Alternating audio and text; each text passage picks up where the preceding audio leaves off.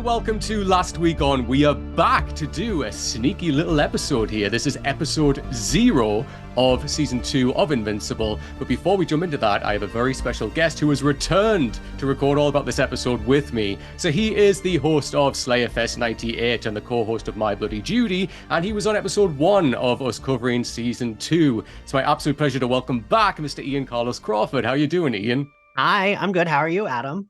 I'm really good, thank you. I have my Invincible t-shirt on today. Oh, nice. Just arrived today as well, so I was like, yep, that's going to come in handy. But yeah, so obviously Ian and I had you on for episode 1, and that was, we spoke about it. Great episode. If you haven't watched or listened, go back and watch and obviously work your way through as well. But I think the shared consensus between us, Ian, is that we loved that episode as like an opening into season 2. It really kind of, it was like a welcome back and then give us a little bit more as well. But obviously, I did that episode with you, but then I don't know your thoughts on the rest of the season for like 2, 3, and 4. So let me know all of your thoughts. So I will say, I don't know if I am curious. I'm going to watch your recording with Zach and Alistair now that because I watched the episode we're about to talk about last night, and then I watched the finale today, actually. Okay.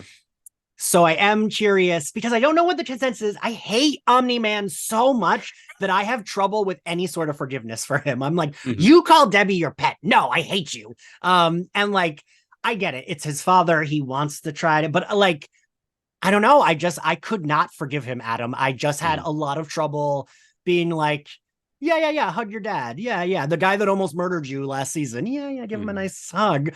But I liked everything else building up to. I mean, I still liked it. I just wanted Mark to hate him more. But I liked seeing, the thing I liked about this season is kind of, we saw a lot about their everyday lives. And I just think Mark, I was trying to think about it today. I can't pinpoint what it is about Mark that I love, because it's he is very Spider-Man-y, teen, whatever, but he feels still slightly different. And I really, really love Mark. And I feel that's it. Mark and Debbie, I think, are a very good mother-son duo. And that's another reason why I can't forgive Omni-Man, because it's oh, Debbie, who you called your pet. Oh, your son, who you nearly beat to death. I'm not gonna and also I'm a Puerto Rican that holds a grudge, so living up to that. To give you a sneak peek, obviously, we kind of shared a lot of what you said, Ian. So basically, this episode in many ways it's kind of set up to show you that Omni-Man is hurting, and that not instructing you to forgive him, but if you do want to forgive him, then the groundwork is there. But we said the same thing, I think I said in the episode, every time you start to feel a little bit sorry for Omni-Man, just remember Debbie. And the episode does that beautifully, where it cuts back to Debbie and you see that she's still suffering. So it reminds you, remember, this woman is still suffering because of this man who you might or might not be forgiving right now. Yeah. So yeah, I mean, don't get me wrong, the show is so just well written. These characters are so believable, and when you hate a character so much like this, it's because of everything that they've done, the writing behind it. They're so established as the villain, right? It's in Game of Thrones, everybody hated Joffrey so much because he was so well written in what he did. In this show, the strengths of it is a lot of show don't tell. And there's so much of that, even in this episode we're going to cover as well. There's so much of that all the way through. It's so good. And we get attached to these characters, right? We hate Omni-Man because we love Debbie. And that's really important. I think to link on what you were saying about Mark, I think a lot of why I love Mark is because I see so much of Debbie in him. And I think that's what I really love about him so much. You can see the Debbie in him all the time. He wants to care. He wants to help people. And he always does that thing of where, it's so easy. It would have been an easy storyline for Mark to go and join his father and then for them to take over, like when we got that little fake out, right? Or the alternate universe in episode 1 when we were wait a second.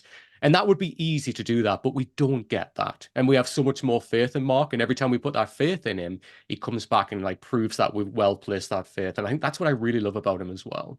Yeah, no, I think you're right. And that we see him not if this makes sense, we see him thinking about it. We know he's not going to go with it, but we see him thinking about it. We he pauses, he kind of stammers, and it's not that I don't have faith in him staying good. It's just, I get it. He's a fucking teenager and he's fuck, what do I do? And I like that. He's not so confident, but he's always trying to do the right thing. And I like that. Yeah, and it's exactly what you've said there as well. Like he's not like a cocky, like cocksure teenager who's like, I've got these powers, like I know what he's still like, Jesus Christ, I'm fucking Yeah, up left, right, and center. Like he gets his ass handed to him all the time. Atom Eve is a much more established superhero than what he'll ever be. I mean, yeah. sneak peek this episode, she got her powers before he did, right? Like, she's so much more established. And he knows that. And he knows that he can learn from these people. Plus, I just love his friendship with William. Like, can we just like I love every time they're together, their charisma, even like the friendships that he has, like with William, is incredible. Like I love his relationship with Amber, like where we are there. Every time he's with Atom Eve, they understand each other on a level that the other characters don't get because they both have powers. Like Yeah. I just love it. And that's the strength of this. And we will make references to Buffy because hello, but it reminds me so much of that with like where we understand the friendships between these characters because of the writing. It's just so organic and it's beautifully done, honestly.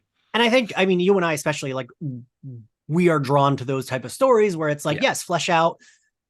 It's not just like generic superhero, it's very fleshed out. And like, I do think the supporting human characters always help build that world. Hmm. I was just talking about this. I recorded for the newest Doctor Who episode. Oh, nice. And how, like, with Donna, I love that we know her mom and her grandfather, and that helps kind of like inform us about Donna. Like, yeah, she's take no shit. She could be really confrontational, but she like loves her family members, and like, those relationships help build who the characters are to us. And I think Invincible does a really good job with the human side characters. You and I have mentioned a zillion times already how much we love Debbie. She is like the human side character mother, and like, but we love her and we love, William. And I always think it's really important, especially in superhero stuff, like you said in Buffy, to see these relationships of them with non-superpowered people, to like see how they relate and they like integrate in like social situations. I don't know. I think that very much informs the character, right? Yeah, 100%. It's 100% that because we see ourselves in that, right? Like, it's so easy to watch something like superhero related, where, and I kind of compare this to Zack Snyder's work before, where if we watch like some of his films, like they have them as gods. And Yeah. therefore we can't really see our way into that because it's like so far removed from the experience that we're used to. But then when we see characters that's really built out, like people like Debbie, and then even Art in that last episode, which was amazing. I love the conversation he had with Debbie. Like, that type of stuff you lean so much into because you feel the emotional weight of it because you understand it, right?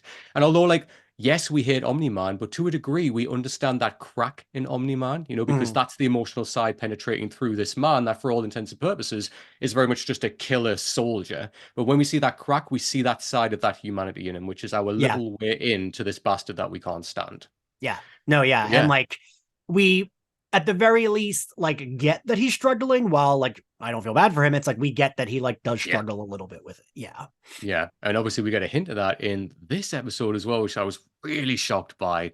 But yeah, let's jump into it, Ian. I'm really excited to talk about this because this, for me, this is episode 0 of season 2 called Presenting Atom Eve. Now, I was like really late in the game. I was like, oh shit, like I didn't even realize this episode dropped. But this is an episode for me. There is so much in this that it could have been like fleshed out to like a mini season and we could have a Yeah. 3 episode arc or anything because there's so much.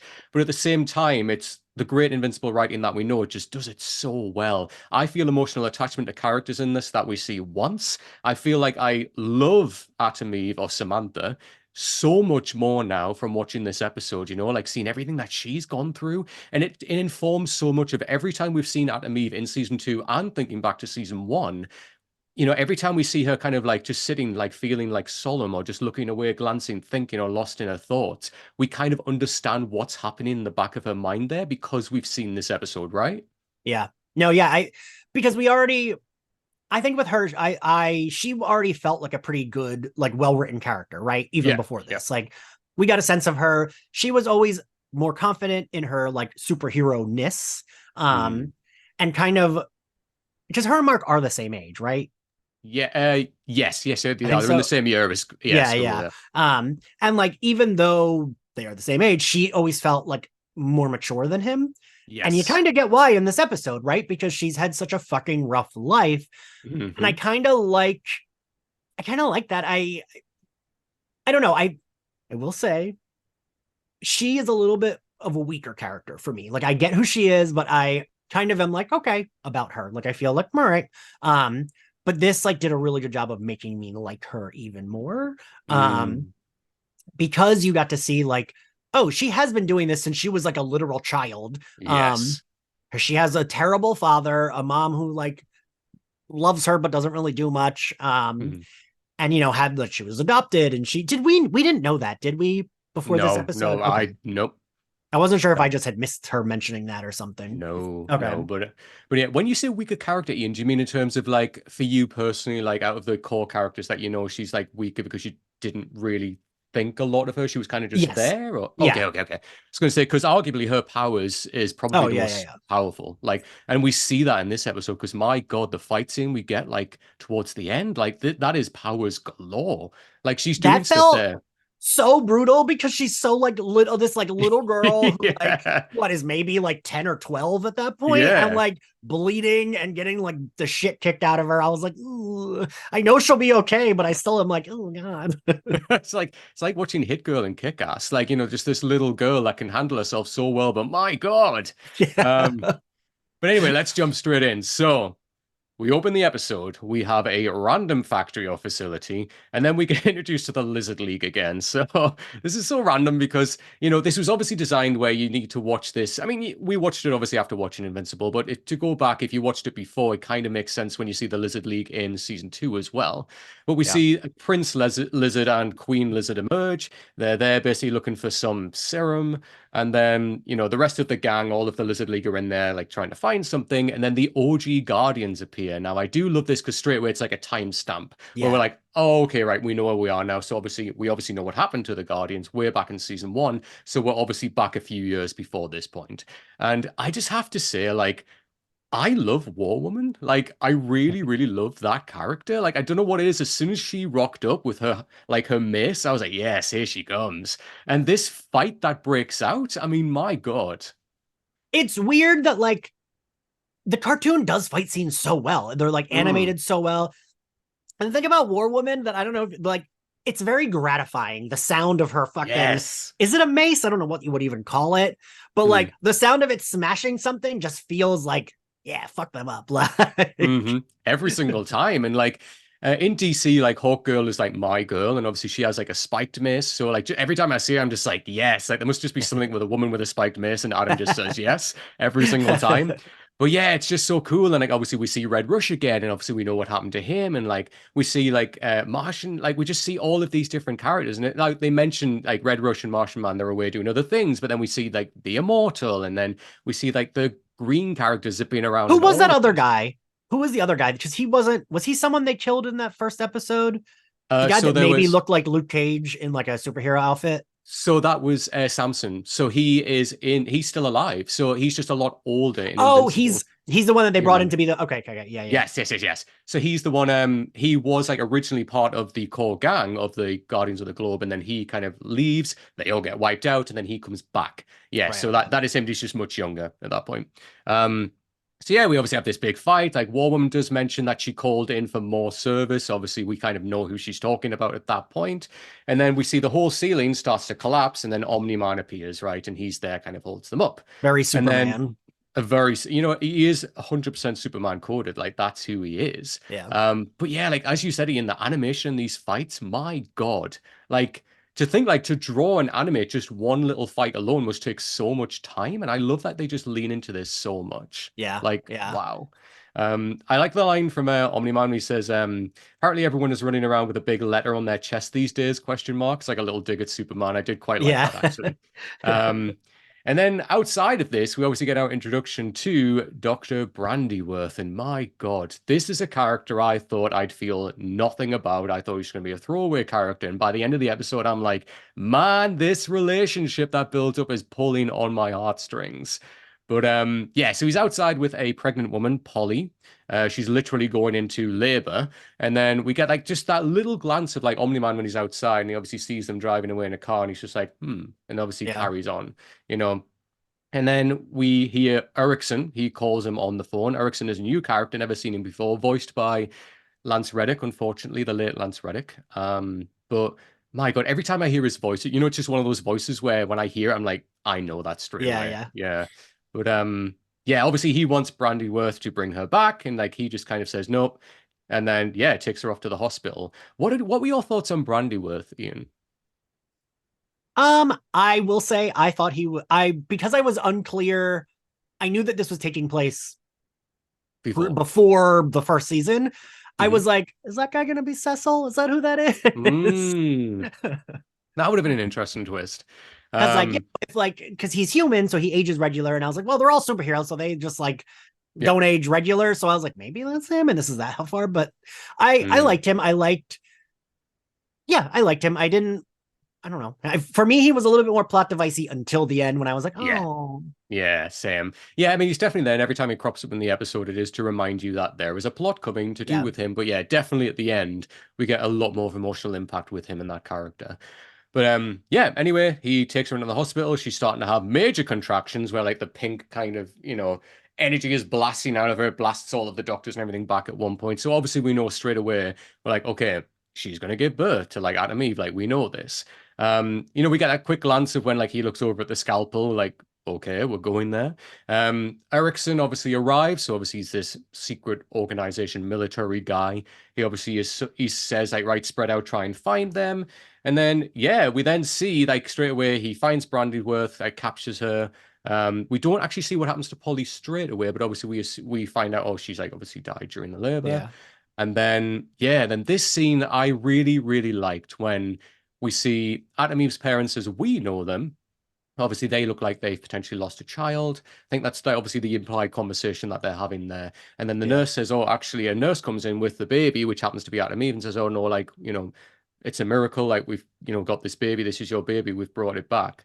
And then, yeah, lays it in their hands. Obviously, they're really excited, like, oh my God, like, we've got a baby. And I love the look on Brandyworth's face when he kind of looks over and just smiles, knowing that yeah, his plan has worked before he's been taken away by Erickson, right? yeah. No, I really like that, and my brain did a little too much gymnastics because I read X-Men. So, right. I go more for like the telenovela soap opera. And I was like, ooh, he transferred the powers from that baby to this baby. And that's why that. And it's like, no, it's a lot more simpler than that. Yes, yeah.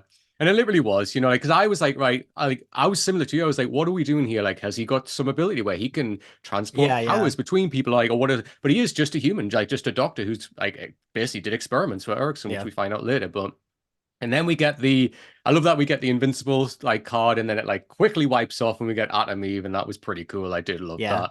And then I love this montage. I'm a sucker for a montage. I love when it's done well. We get montages all the way through Invincible. And then here, like, obviously, like, Adam Eve's parents, like, raising her. And we get this song, which is called Witches by Alice Phoebe Lou, whoever that is. But I love it. Like, I love all of this. It's like very just her as a young baby growing up. Yeah. She's trying different things. Like, I love a good emotional montage. And we get that all the time in this.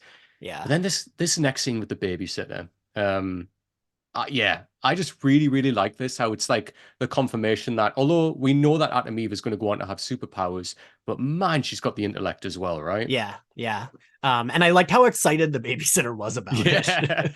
Yeah, like obviously this young babysitter's like, oh, I'm gonna like flunk my science test and everything. And then Adam Eve like straight away turns, it's just like, oh well, like, let me help you. And he's like, what? You're just a child. And like all of this when they grab like it's not Legos, but it's like something that you connect together Yeah. and they're Yeah. making like molecules and everything. And like, obviously the parents go out at this point. When they come back, like the whole living room is just littered with like all of these molecules that they built together. And like he's like, no, like your daughter's an absolute genius. Like, she's helped me so much with Yeah. all of this.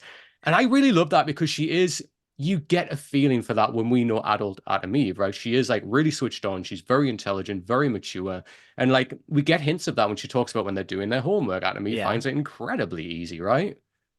Yeah. And I, I like that her parents, this is going to sound weird. But I like that her parents are not. I like that her mom Yes. is kind of a dope who like loves her, but isn't good at like helping between her and her dad. Her dad is Mm. just a fucking asshole. But I don't know. I like that. Like she's this smart, this independent. She's pretty fucking confident too. But Yeah. we get to see why she kind of became like that, right? Because of like her parents sucked. Hmm.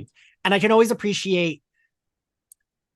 Well, I don't know if this like I appreciate that it's like the pretty white girl that has that problem, not like I feel like a lot of other shows would give that to the minority character. And I appreciate that it's like the like Yeah. semi like happy nuclear family looking family is the one that is like the kind of more Not more dysfunctional because the Omni-Man's not the dad, but you know what I mean. Yeah, no, it reminds me a little bit of like the story of Matilda, like in a way, like Okay, you know, she yeah. she had a shitty parents, and then she goes to the library, she reads books all the time, and because of that, she's got nothing going on at her home. So of course she would look up at like other areas to educate Yeah. herself, right? And like and then obviously Matilda goes on to get powers, but hello, that's like very different. But yeah, it kind of reminds me similar of that, right? Where it's Yeah. exactly what you've said, Ian. Like she's got nothing that she can really get from them at this point because she wants to learn and she does so well, which obviously helps her kind of understand her powers later on. I Yeah. do like the reference of when like her parents come back and like her mother's encouraging, her father really isn't and never is throughout this entire episode. And then they talk about that special school, very X-Men coded. And like, what's the name of that school for weirdos? Which is what the Yeah. father says, and it isn't the first time that we hear that kind of, degrading language from her father.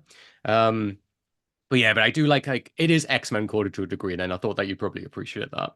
I was like, Um, yeah, give Professor Xavier a call. he just wheels in. Yeah. Um, but then yes, and obviously we see Samantha, she's doing like a test. I love that, like she looks outside. We get like, Brandyworth is standing outside. She looks, she sees him there, she looks down, looks again, he's gone. It's very Ghostface and Scream, let's be real. Like we've seen that Or before. Michael Myers in Halloween when she looks Michael out. Myers in Yeah. Halloween, literally put a knife in his hand, give him a white mask. It's literally Michael Myers in Halloween. But yeah, so obviously, that's how kind of introduction of, Brandy's worth. He hasn't gone. He is still watching Yeah. out for her. We go back to the facility very briefly. We get introduced to this other doctor who's working with Erickson. And this is when we get told this is what he's doing, basically. He's trying to make gifted child soldiers, basically. Yeah. But obviously, she was like the prototype. She's the one that they're trying to aim towards. Once Brandy's worth it kind of left the whole thing, they were never able to replicate his work. So they're trying to do as best they can. And we see like basically they've got these kids in tubes. Yeah, like, Yeah. in water, testing on them. Now, this next scene I really, really like. So obviously this is I'll go between calling it Atom Eve, and Samantha because we've got so many names for this one Yeah. character. But Samantha is in the car, her mother's driving her along. She then sees her neighbor over the road. And I really like this when she like, she thinks, oh, like, because she's looking outside the whole time and she wants to engage with kids her age, right? Because she's so in solitude. She's taking the test by herself, for God's sake. Yeah. And she looks out and sees this kid and she's like, that's my neighbor. And she's like, you know what? Like, screw it. I'm just going to go over and like chat, say hello, jumps out the car, goes over. And then this is when she meets Val. And like, she says, oh, like, I'm, your parents have probably said I'm the weirdo kid that lives like, across the road from you. And then she says, oh, I'm even the weirder kid that lives over from you, Val. And this friendship to start with, I actually really like. I like to see, if we've already said, I like to see a good friendship Yeah. together. And like, and they're hanging out in the treehouse together, right? Is Val someone we had seen before? No. Okay. Because I was like, do I forget? Because my memory, my weed soaked brain and my ADD brain can't remember shit. Through this like episode 0, I kept being like, oh, is this someone I just forgot about? Like, is this someone I forgot from season 1? Nah, just a nobody. But what's your thoughts on like the friendship with Val and kind of Val in general? I like them. I do wish or I hope that Val is someone we go back to. Same. Because I Yeah. just like the friendship. Because I feel like, what is it? I forget where in the mountains that Adam Eve has her like her own hideout. Mm-hmm. But I like the idea of her like maybe she like her and Val are still cool and like she goes to get her and brings her to her hideout and they like hang out for a weekend or something. Like I like the idea of because I want her to still have friends and it feels like she mostly has Mark and is like kind of friends with William and Amber through Mark, but she's not like really friends with them outside of Mark. Yeah, and we all have those friendships, right? Yeah, Like how yeah, we kind of we know somebody through somebody else, and although we're friendly, that was an organic relationship built from us growing up together, right? right. Whereas Yeah, yeah. whereas this, we have that where like, they start off and they say like, look, we're both freaks, let's just be friends. Yeah. And I love that, and like straight away when they're hanging out and like, I like as well this when she kind of says, look, I'm really bored at this school. Like everybody wants to be like a lawyer or whatever. And she's like, I want to do something meaningful. And like I love that at this young age, we're starting to get the seeds of the Atom Eve that we know now. Yeah. And although that we're working backwards here because we already know the character, but we don't know a lot about Atom Eve really in terms of her character at this point. So it's nice that we get this episode where Yeah. we start to see everything that builds up to that character, right? And then this, oh God, this is like, this next scene is the perfect example of her dad being a fucking asshole. So obviously she comes back. She says, her parents like, you should be focusing on your homework. You shouldn't be hanging out so much with people, blah, blah, blah. And then, her dad basically goes to call her a freak and says, "Isn't that why you belong there?" And like, my God, like just the audacity, the gumption, like the gall. He's just a prick. Like, Yeah. I mean, whether it's him being emasculated or whatever it is, it's just he's always got it in for her. And then later on, when she runs off to her bedroom and he says, "Oh, she knows I didn't mean it," and the mother says, "Didn't you?" Yeah. I really like that scene because I like on a very lesser scale, it's doing what they do with Omni-Man, showing us that like even this person that's an asshole maybe feels bad that they're being an asshole, but isn't really doing much about it. But I like he like sighs, puts his head down, and is like, "Well, she knows I didn't mean that." And it's like, Mm. motherfucker, how she knows you didn't mean that because you did mean it. And Yep. I'm was glad the mom said something, kind of stood up to him for like once. Hmm. But yeah, I always like a little bit of nuance there, even with someone who's like the dickhead. And it Yeah. gave us a little bit of nuance of like, he felt a little bad. He's not going to do anything about it, but he did was like, "Ooh, that was maybe like he recognized that that was a shitty thing to say." Yeah. Yeah, that's it. It's like characters that we hate when they've got levels to them and like we see a difference in them, we're so much Yeah. more, attracted to them in terms of like, all right, we can see more in them. Like he's not just like he is an arsehole and there's nothing else to this man. Like Omni-Man. Omni-Man's Right. not just an arsehole. He has more to him, and that's what makes these characters so interesting. And even just these little moments for a character that we really don't see a lot of in the show at all, it gives us so much more. And that's what I love about this, right? Yeah. Um, and I love when the show does this, right? So, like, obviously, Samantha, Adam Eve, all the names, she's upstairs in her bedroom. And I love that she discovers her powers when she goes to read her science book and then she just clicks her fingers and, like, knocks herself back. And, like, that's the first, she's like, oh. I love when it does, because you remember back to season one with Mark, like, he was at working at the Burger Yeah. Mart and all he did is try to throw a bag in the bin and he flew it so high in the end. He was like, oh, okay, I've got powers now. But I love that. I just love it's like it's not this grand gesture of like slow motion camera going around them, like all of this. It's just literally, oh, I click my Yeah. fingers and now I have, Yeah. now I've got them. But obviously, as we said earlier on in the episode there, Ian, like she develops her powers a lot earlier than what Mark does. So she's literally a child, whereas Mark is at least a teenager when he gets Yeah. his powers, right? And then I love all of this, like when she accidentally turns the textbook like into glass and she's like, oh shit, like what have I done? I Yeah. need to turn this back. And like her mother brings her a sandwich and she's like, I wonder if I can like turns it into a burger. Like, what was your thoughts on this, Ian? I it's weird because so I don't love an origin story, but I Yeah. love a like I'm finding about my powers and having fun with it, like Yeah. storyline. And this Mm. did a good job with that. Because is it right after that where you have the cut to Latigra Decepticon and she's flying through the sky? Mm. I love that song. That is like I that band has such a like moment in my life of like that was all I Mm. listened to for a while. Nice. And I thought it was a very good, not a song you would like think of for something like this, but like it paired so well with her like flying sideways out of her house on whatever that pink disc that she created was. And like I also this character that we see have this like terrible family life. There's something really gratifying about watching her be able to experience joy, right? And Yeah. she is just aside from like, oh, cool, she's a superhero now. It's like she is being able to just like have fun.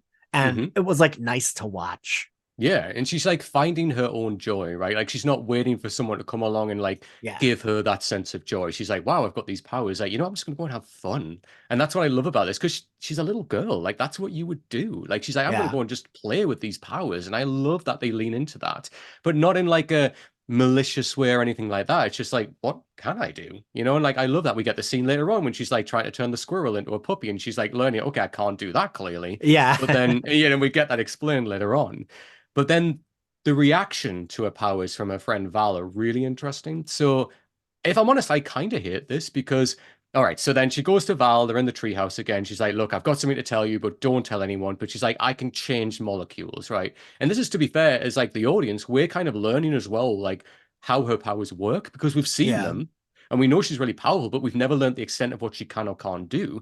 We've seen her materialize things like her treehouse out in the mountains and things like that, but we've never really understood what she can do. So it's obviously the manipulation of molecules. Just obviously we find out later on there's a blocker in her, stops her from changing people and things like that. But then when Val, she creates that light orb and like she like floats it around Val and Val freaks out and she's just like she's not impressed and just leaves.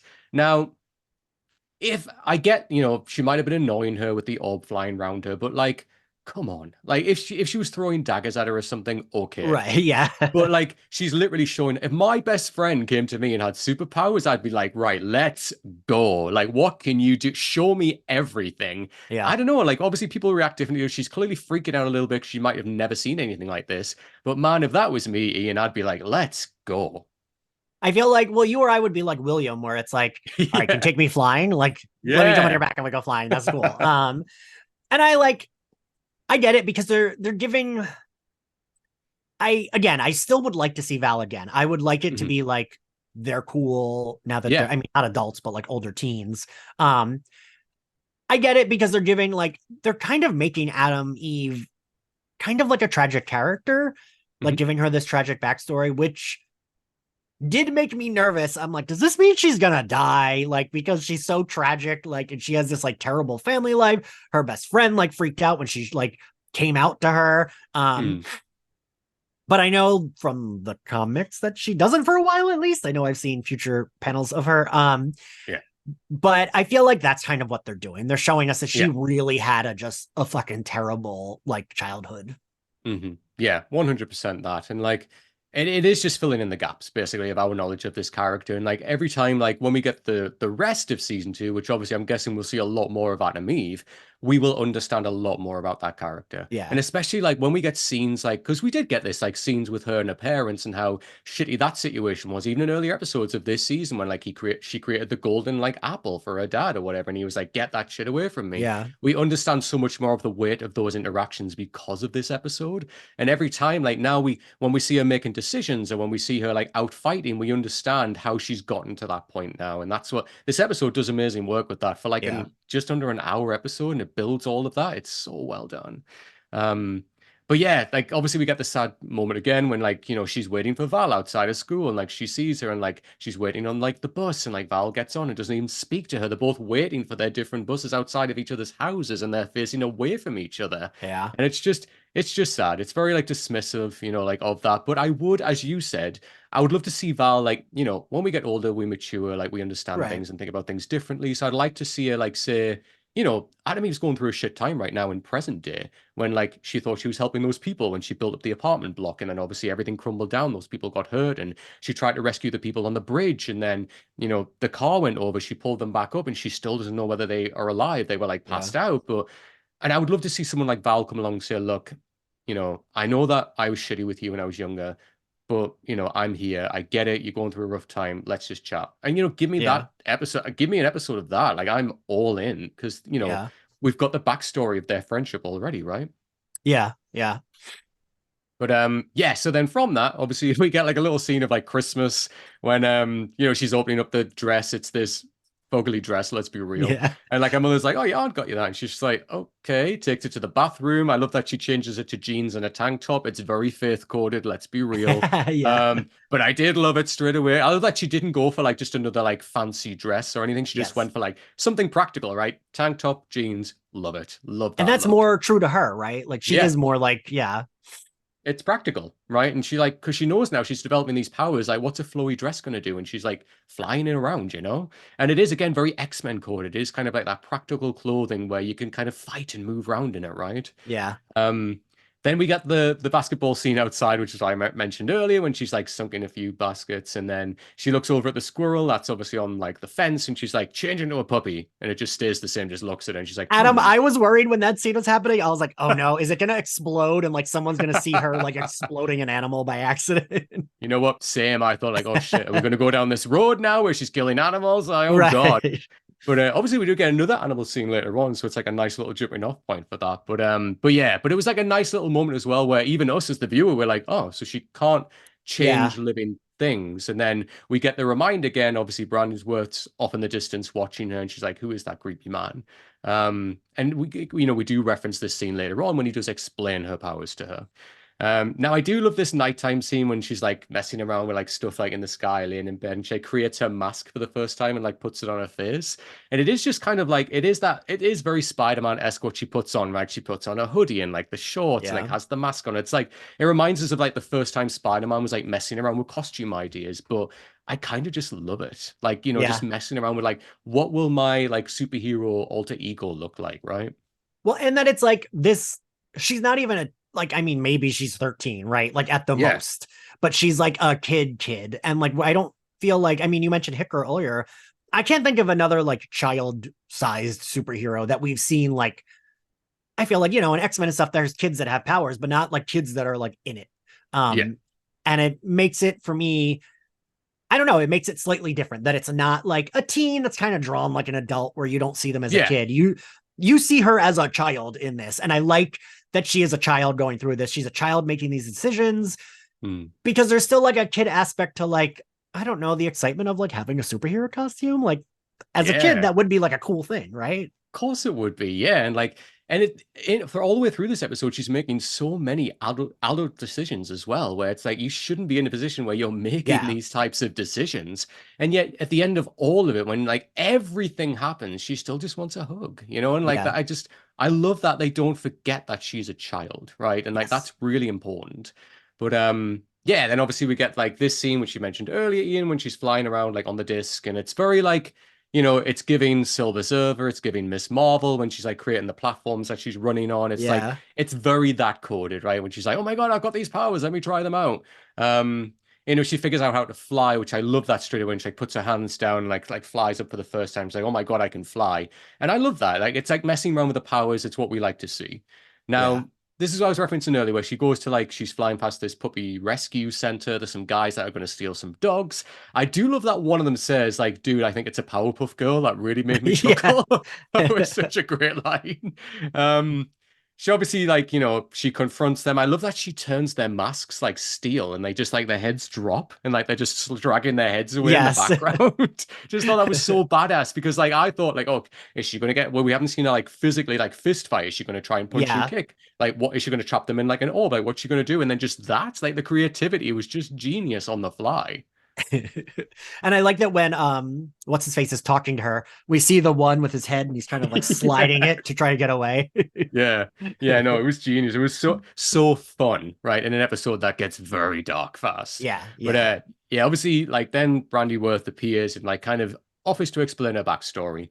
And then they walk through the park and he explains and basically says like, I was like a director of the Pentagon's superhuman research, and he explains that she can't change people or animals, she can just manipulate molecules. And then he tells her all of this, like the reason why you kind of got out and you got this family is like I protected you from the US military and I placed you with Betsy and Adam, that's her parents' name. I actually wrote down her parents, exclamation marks. I didn't know their names. Yeah. And he basically warns against her. He says, look, you've got to stop using your powers. Like, I know you're excited. I know everything like that. But the military, if they catch you, if they see you, that's it. You're done for because they are, they are looking for you. They believe that you're dead. I fed them this story. But if they get a glimpse of this, all that goes out the window. And it very quickly does because we see Ian, what is watching them. But wait, I love that he says don't use your powers and she immediately uses them to leave Yeah, because that flies would off. be me. How could you possibly Yeah. not use your powers, right? But Hello, yeah, we see hello. one of the like little, I guess a drone that's like like has like video surveillance that's like watching literally right there watching them and Yeah. she uses her powers in front of it. Like practically staring at it, just like, here we Yeah. go. Yeah. Then obviously she goes back home. So then her mother, Betsy, confronts her about sneaking out, and then they get into an argument, and obviously Betsy says that line, why can't you just be, and Eve finishes it off and says normal. And Yeah. like, oh, it's just a stab every time, right? To get that from like the people that you're supposed to like, love and cherish, and like to hear your own parents ask you that question is like And another level. it's like the nice parent too that's saying this Yes. like really shitty thing. Like the dad, we've already established he would have outwardly said like, why can't you be Oh, normal? But like she tries to do like a nice version of it, and it's like, oh, you're still being an asshole too. Like, yeah. And like now she knows, like, oh my God, like both my parents feel that way about me. Like, if there yeah, was ever a level of comfort, I'd go to my mother first, but Jesus, really? So, yeah. yeah, So, obviously, we understand her feeling upset and, like, getting upset in bed. We then get a very quick scene where we see the military drone goes back and like Ericsson's watching the footage and sees the powers and he's like, right, that is her. I knew she was alive the whole time. I knew he was a liar.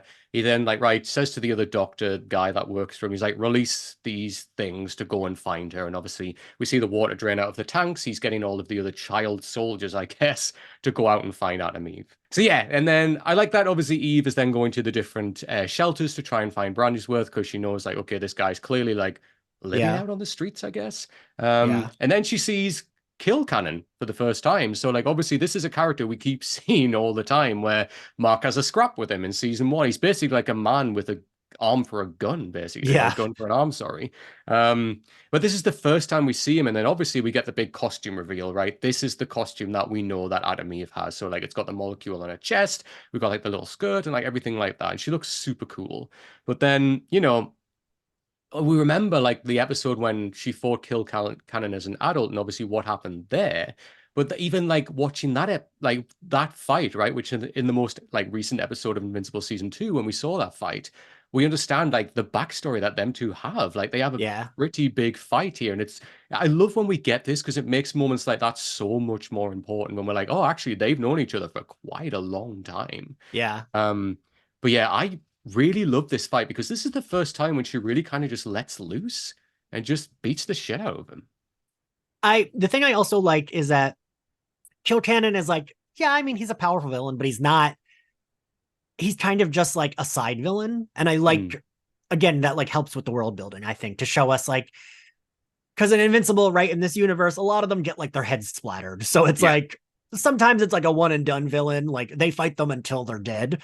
And Mhm. I like that we're seeing that, like, there are kind of like Spider-Man-y type villains where like the guy has a fucking stupid gun arm and he is like a person who's been around for a while. He's been around at least since she was a kid, maybe longer than that. And I don't know. For me, I like the like world building of, yeah, there's this like kind of dumb villain with a gun arm and he just like creates havoc every once in a while and he like pops up. Yeah, and he keeps coming back, as you say. He always keeps popping up, and it's like it's one of those like B or like tier villains where Yeah. in something like X-Men or whatever, like they keep popping. And you're like, all right, this guy again. Like he's an easy fight. Let's get rid of him. But yeah, and it's like nice that we get him way back in this time. And as I said earlier, like that fight means so much more because they know each other. They've got history. Yeah. Like even before Mark ever met him, right? So then obviously Brandyworth appears again, like they have a conversation. He's like, look, I'm going to reveal, she reveals her name, Atom Eve, for the first time. He repeats again. He's like, look, will you please stop using your powers? You will get in trouble. And then he remembers that it's her birthday, which is really nice because then she says, oh, even my own parents, like, didn't say Yeah. anything to me. They forgot my birthday. And she's like, okay, clearly there's more to this. You know my birthday. You know me really well. Let's go and have a chat. They go to Burger Mart, the one burger place in the whole town. I was gonna say, Um, yeah. literally like where Mark works in season one. And then, this is where we get it's a little bit of an information dump, but it's done in kind of like an emotional way. So, like, obviously, she's like asking, right, tell me my history, what's going on? He's like, okay, well, Yeah. you know, I didn't know your real father, but like your mother, I found her and then she agreed to like be basically a guinea pig, right? She was on the street, but she was pregnant. And then she agreed to like have these tests conducted on her. And then when we did the scan and she saw the baby for the first time, and that's when she gave the picture to me and she was like, please, like, do not let my child, anything happen. Do not put my child through this. Like, please just help them and give her a normal life. And that was the Yeah. first time when he explains, like, and that was that moment when I thought, I can't like do this. I need to take her away from all of this. And I like that as well because this could have, as I said, just been a nothing character, just an information Yeah. dump character of this is how you got your powers. But then it really made more of that emotional connection between Atom Eve's like biological mother and this character. Yeah. No, yeah. And like, she deserves to have at least someone, even if it's this like guy she doesn't really know, that like Yeah. is supportive of her and like actually cares about her. Yeah. And it makes their relationship so much more meaningful, especially when we get towards the end of the episode after Right. this, Yeah. what's coming next, right? So then Which we should have obviously, assumed because of the way the show goes that like of course the like guy yeah, that's being nice to her would get it. Yeah. 100%. Hello, it's Invincible. Like everybody gets their head kicked in. Yeah. But so then obviously she spots the child experiments on the motorway, right? So they're having to stand off against the cops, and then she just steps in to fight. And I like that she says like stand back and form a perimeter. And like she's like trying to say like what she thinks she hears police say before. And then like when the big kind of blast happens and she protects them, and then like the cop is like, okay, yeah, we'll stand back and form a perimeter. Like literally repeats exactly what she's just said. But Yeah. then she goes over to then talk to them. Yeah, so then they explain, look, we are the other experiments, like we were made trying to be made like you, and now we've been sent to, like, basically, they're going to take her out or try to take her out. Right. This fight, Ian, wow. Like, the animation in this fight alone is incredible. Like we Yeah. see so much of her powers, like when she's using whips and like she makes shards appear and like she puts shields up and like all of this. She has a cut on her side, which then she learns how to heal very quickly. And like the body armor that she creates on herself, like very Iron Man coded at one Yeah. point. But God, it's so cool where, as we said earlier, it's a little child who's like literally thinking, right, what can I do to fight? And it's just making these decisions like this on the fly. It's so I loved this big fight for that reason. I was actually just about to say what you just said is I like that it's like she's a kid who's just like she's learning as she's going, that she Hmm. like she kind of knows what her powers are, but she doesn't know the extent, and like she's learning during the fight, right? Seeing her get so bloodied and it's like, oh, this like tiny child, Jesus. Like massively. And then, clearly she's got the upper hand for a bit, but then they put up a good fight because hello, it's kids fighting at the end of the Right. day. She does get beaten down. And then, she's like they even say, like, oh, we all hate how perfect you are. Like you got the good end of the deal. Look at us. And Right. then I love that, like, they've got her pinned. She's just about to take like one like massive hit. And then a car just blasts past and knocks it by, right? And obviously that's Brandyworth who saves her in a car. And then, he picks him up. He like throws him off the motorway. She obviously manages to save him, which we see her do so much. And it reminds me of like takes me back to episode 1 of Miss Marvel when I love like when she got her powers, and of course she was doing something very similar, right? Like she was like playing with Right. her powers basically. But then when shit hit the fan and somebody needed to be saved, she was there diving out and made her hand massive in episode 1 and like caught that person on before they hit the ground. It reminded me so much of this where, when you need to step up and you need to use your powers to help someone, she's straight there, right? And that's Yeah. what I love about this because it informs that character later on. We see it with Miss Marvel, we see it with Adam Eve here, right? Yeah. No, that's true. And I hadn't even thought about those parallels, but that's really accurate. And I just like that she's consistent. She's so consistently like sweet and nice Yeah. and like honestly, like she just her living in the mountains makes sense, right? Like Yeah. as an Yeah. older teenager, her being like, you know what, I'm gonna go here. No one talk to me. You Mhm. get it, right? Yeah, 100%. Like she's been through some shit where she's like, you know what? Like, I just need my space for a little bit because I've had a lot. And like even Yeah, now as a teenager, like I do kind of hope she integrates into the group a little bit more yeah, with the guys because it's a cool group to be part of. Like I really like that gang, but I get it. Like when yeah, she's like, look, I just need a cutout, like, peace and love, but I do need some of my space for a little bit. Totally understand that. yeah. It's And then like it I gets get it, girl. Go smoke some weed in the mountains. yeah, go do your thing. We'll catch up later. We'll text you. Yeah, But then obviously it gets really sad here when, like even after the whole fight and everything, like this main experiment child, like, is like walking towards her, but is starting to literally fall apart. And like she catches him like in her arms and she's like, oh, like, she's holding him saying no, because like really they came from the same place. She feels almost yeah, like bond with them, right? And then when he says like, goodbye, I wish things could have been different. And she says like, yeah, me too. And then he literally just like, as if like Thanos has just done the snap, like literally just disappears right from her arms. yeah. And Jesus, it's just, and then after all that, Eve just passes out. It's like, wow, like this absolute beatdown on this child. Yeah, and like the other kids, they look it's weird, but like they're looking like monsters makes it a little bit more like, oh, okay, but like her looking like a tiny child just makes it more like, oh God, like Yeah. I mean, we would probably pass out after all that, and we are much older than this child is. Yeah, I know, right? Jesus, but yeah, it's like the emotional weight and the physical weight of that whole fight. Of course she's gonna pass out. Like, even if Yeah, she hadn't had like been bruised and everything, God, the emotion of everything she's just learned, and then everything's gone immediately. I mean, Christ. yeah, And then after all of that, Erickson appears and obviously takes her and Brandyworth away. So then obviously takes them back to the facility, and like has her tied up. Erickson pulls out a gun on Brandyworth and kind of reveals, like, I've still got Eve's mom. We found her and she's still alive. She's in this chamber, which is just another level of, oh dear God, what else is this character going to go through? yeah, Um, and then I love straight away, like, Brandyworth, like, obviously that character meant, so, Polly meant so much to him. And when he sees that and, like, it's almost like the level of disrespect, it's like, what? Like, this yeah, whole time you've had her, and, like, now you've made her this? Like, she couldn't even die on her own terms. You've kept her in this? And yeah, then, obviously dives on her and they have this big scrap. And I love as well that, like, Eve is, like, blatantly, like, locked up on this table, and she's like comes out of it straight away. She's like, "What the hell's this shit? Like this isn't Yeah. gonna hold me down." But yeah, man, it's just sad. Like when obviously, like, the ricochet of the bullet hits the tank, the mother falls out, Eve catches her, and then she like has literally 5 seconds with her real mother before she's gone. And Like, what is it? Doesn't the other scientist say like, "Oh, she was barely alive anyway"? When she's like, mhm. "Yeah," and it's like, "Oh God!" Like, Yeah, literally, like all of this, and like it's all of this deep level of trauma that like builds up inside of Adam. Even as a child, that's the stuff you don't forget. So, yes, like yeah, as we were saying earlier, like when she wants to go away and have like a day like by herself in a treehouse, this is the reason why. Because stuff like this, it's like a stone that rattles around like all the time yeah, inside of you. You can't just get it loose, right? It's still in there. Um, then Erickson, on top of that as well, her only kind of true father figure that she's had, during the struggle, Erickson accidentally shoots Brandyworth, and he even says, like, oh, that was an accident. yeah, But I love when Eve goes supernova.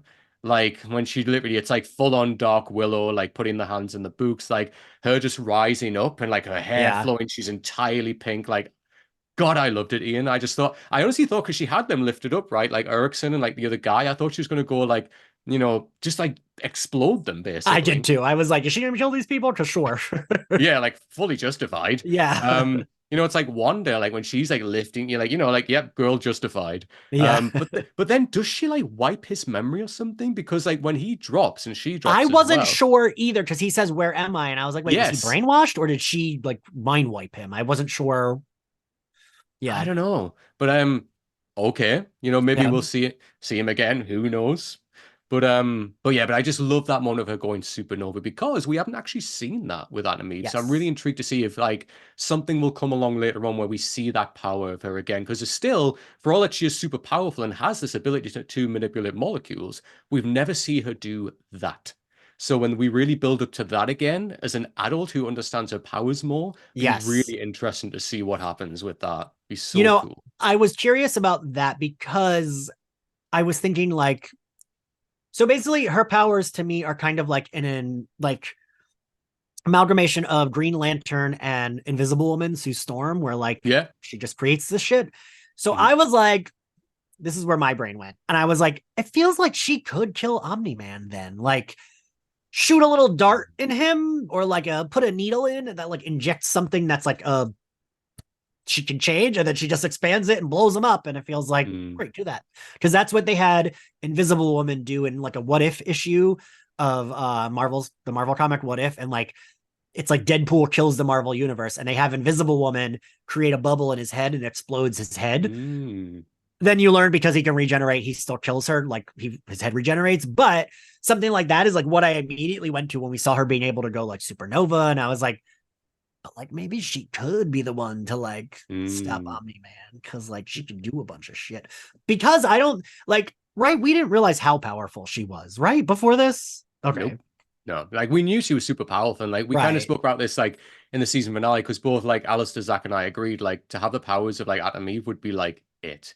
But yeah, yeah, like we even said like if there was ever a character that would come close to stopping Omni-Man or like the Viltrumites. I mean, I know Mark have obviously got Viltrumite in him. right, I right. completely understand that, but like Atom Eve working together with Mark, they Feels like stand they'd be a good, right? pretty good chance, yeah, of Yeah, like the only people that could probably stop Omni-Man. And it's cool as well because Cecil probably knows that, but like Atom Eve is not part of like that new group. yeah, She's like, you know what, peace out. Like I'll help out when I want, but not on your terms. I'll help out on my terms.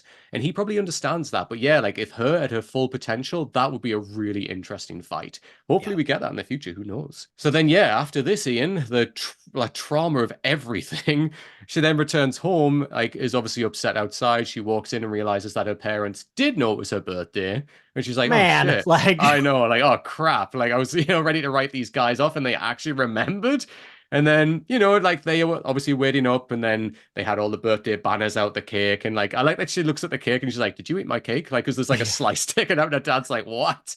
Um, but then it's that one line from her dad, like when she's like running off to her bedroom and they're shouting, and he's like it or not, we're the only family you've got.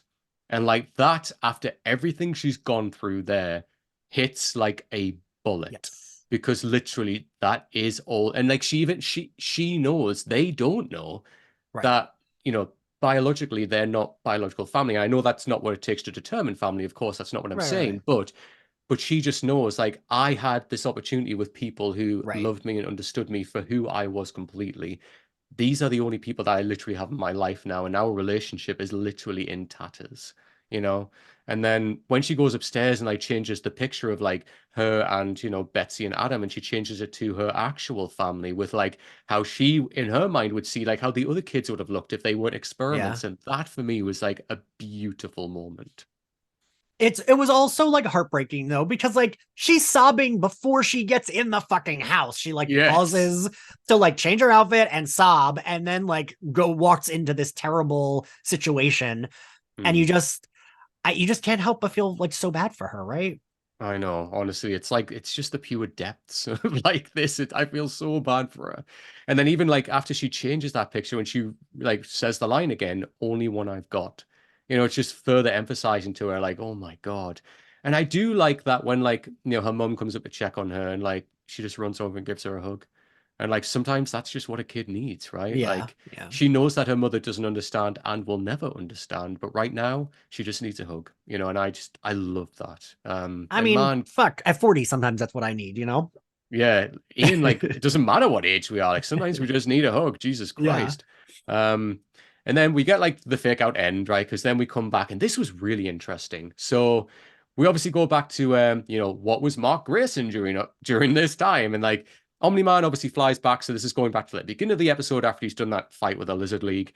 He goes back. We obviously see young Mark run in. He's covered himself in duct tape, and he's like, "I'm going to be duct tape man." And like as a child, similar age to Adam Eve, he obviously hasn't developed his powers yet. Obviously, you could talk about metaphor in there. Like she's obviously way more developed mentally as well and Yeah, yeah. maturity in what Mark is at this point. He's just running around with duct tape on him. She's just had a whole battle and lost her family when she's running around with duct tape on him. And then these lines here between Nolan and Debbie. So Nolan says, "That boy is never going to get his powers, is he?" And then she says, "Even if he doesn't, we'll still love him just as much."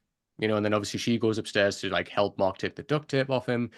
This moment with Nolan, I was really shocked to get this because I was under the impression that the first time we ever saw a crack in Nolan was that last episode in season one where, he's on the mountain and like Mark says, like, me, dad, like, you, dad, I'll still have you. And he flies off, tears in his eyes. And he's thinking back to like, the baseball match with like, with Mark when he like raised Yeah, him and yeah. all of this.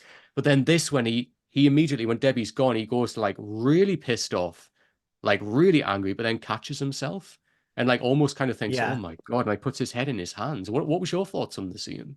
I mean, for me, I just hate Omni-Man so much that I was like, yeah, Yeah, motherfucker, you're gonna do way worse. Like, yeah, yeah.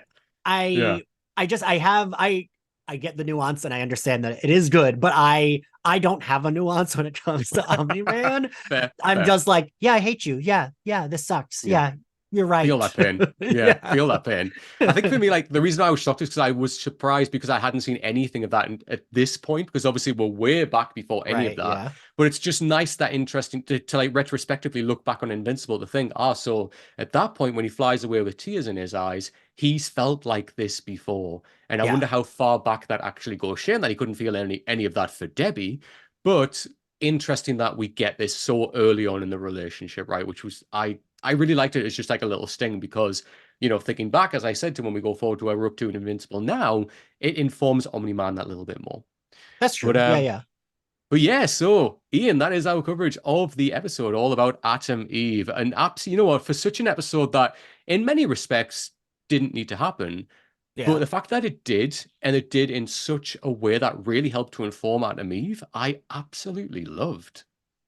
Yeah, I mean, that's a thing that I feel like you and I both always appreciate, where it's like you don't need it, but it does help build the world and the characters. Yeah. So I'm always grateful for any kind of like, oh, good, this gives us more about that character, because like Adam Eve still made sense as like we knew her parents kind of sucked, right? So at the Mhm. very least, it was like I get that she doesn't want to be around people because her parents sucked. We saw the thing with the Mhm. apartment, like all of that made sense for her character. Like Yes. it didn't feel like we were missing something, but then this added even more to it, Yeah. and I like that. Yeah. Yeah, you know what? Exactly what you've just said. I echo it as well. Like, and what we said earlier is like every time we see now this Adam Eve, who is like still a little bit like she likes her space. Like she's like, look, you guys are great, but I just need some space. Like she Yeah. still has this shit with her parents, and we see like this didn't just start like from even her getting her powers. Like this goes back before that, where her parents were still. Her dad was especially a dickhead with her. Her mom obviously Yeah. had her moments as well, but it goes past that. So like that trauma that's built in her is pre getting her powers when initially I thought, oh, her dad's just really emasculated by her because she's a lot stronger than him and she can do Right. so much more than him. Especially when, like in that episode, like later on when like they've got problems with bills and she's like, look, just I'll create this gold thing, go and sell it. Like fucking And take there's it. Take it. exactly go and be millionaires for all I care. And she's not there for the glory. She's just saying, like, look, take it, help yourselves. I don't care. Yeah. Do whatever you want. Like you're still because you're all I've got, right? And it like leans back into that. But yeah, Ian, so obviously on this podcast, we rate episodes out of 10. So what do you think you would give this episode? So I did like it. I just thought it was a little bit slower. It was a little bit Mhm. more like slower. So I think like 7. Okay, that's cool. That's fair. I mean, when you focus on one character specifically, it can slow the pace down a little bit, especially compared to this season 2, when so much is happening right now, Yeah. where literally we're not even on Earth anymore. Like we're going to different planets, right? I actually have 9 out of 10. Okay. I loved it just because I've discovered a lot more about Adam Eve. And for that reason alone, like, and the fact that this episode didn't need to happen, but it happened in the way that it went so full in with everything. Like, it didn't do anything by half measures. We learned so much about Adam Eve within one episode, and as well, like these emotional connections that we had to characters who have come and gone. But yet, if we have an episode in the future where Adam Eve looks at that photo again, like in her drawer, I will know that what that means, right? And Right. Yeah. that could have just been a moment when, in the season, if we didn't get this episode, she could have just looked at it and explained it. But the Right. fact that we'll get that now and we know what that means, I love shit like that. And I know you do as well. Like, I love shit like that. So, Yeah. yeah, for me, it was a great way to give us more about a character that I already really, really like. All right, Ian. So, as I said, that is our coverage of episode 0 of Invincible season 2, all about Art and me. But I want to thank you again for jumping on and doing this. This was a lot of fun, and I am looking forward to getting you back on for the rest of season 2, whenever the hell that's out next year. I But are was you about to excited ask for you, it? do we know when next year or oh god. No idea. Apparently early next year. So is that January? Is that February? Is that who knows? But Right. I feel like when yeah, companies say early, it could be anywhere as like late as like March or April. literally, yeah. Which God damn it, give us it now. I know that I see Robert Kirkman tweeted, and he was like, obviously the writer, tweeted, and he was like, "Oh, you guys are going to need a break after episode 4 because so much happens." I'm like, no, like. I get what you're Right? saying, but Yeah. give me it now. Like, Jesus, like, you can't leave me like that. Like, Omni-Man's on a stretcher going off. Like, Mark has this mission now from Omni. Like, oh my God. Like, no, give me Yeah. it all. But yeah, Ian, tell everybody where they can find you and all of your stuff that you do on the internet. Well, thank you for having me, Adam. And yeah, you can find Slayerfest 98 at SlayerFestX98 on all social media platforms, on Spotify, Apple Podcasts, YouTube, and anywhere else you get your podcasts. Same thing with My Bloody Judy. We are at My Bloody Judy on all social media platforms, and I am at Ian Carlos on all platforms. So there you go, guys. Go and check them out. Go and have a cheeky listen. If you want to follow the podcast, obviously on all kind of social media, just type in Last Week on Pod. You will find us on there. This is obviously available to watch on YouTube as well as to listen to on all streaming platforms. So if you do want to watch us talk about this and all of the other episodes that we've covered of Invincible season 2, they're all on YouTube. Just type in Last Week on or type in my name. You'll find it on there. If you want to follow me personally, I am at Straughan87 across all socials. So again, type that in. You will see my face. But yeah, I just want to say a big thank you again, Ian, for coming on and doing this, obviously for episode 1 as well. This was a lot of fun. And as I say, when the next half of season 2 comes out, we'll get you back on to talk about it again. Absolutely. All right, cool. Until next time, everyone, take care. Bye.